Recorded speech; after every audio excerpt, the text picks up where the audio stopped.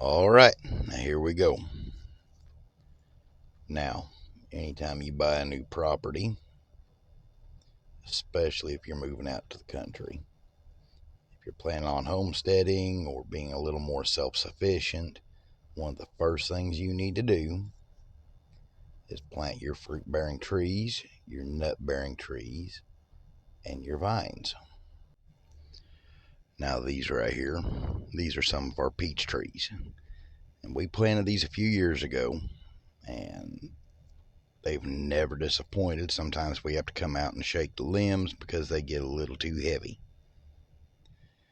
Now, the reason you want to get this stuff planted early, whenever you first get a property, is because it may take 2 years, it may take 5 years.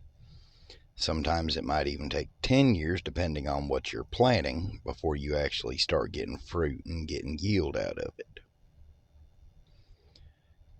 Now, this right here is one of my plum trees. Now, all of our stuff has been grown organic, which means we're not using any industrial fertilizers or pesticides on them.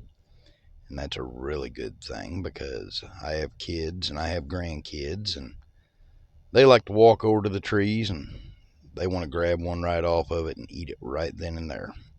And that's fine. That's why I have them. Now, some years are going to be better than others. If you're going to get a lot of rain, your plants are going to do really well. Some years the plants will be looking fantastic and you'll get a late frost and you'll lose every one of your blooms. That's just one of those things that happens. Now, the years that you get a early last frost and you get plenty of water, you're going to get a lot of fruit. Those are the years that you're going to want to can and preserve jellies and jams and stuff like that. I thank you all very much, and I appreciate you watching the videos and hitting that like button. And I hope you all have a fantastic day. Just remember, the most important thing in any garden is the gardener.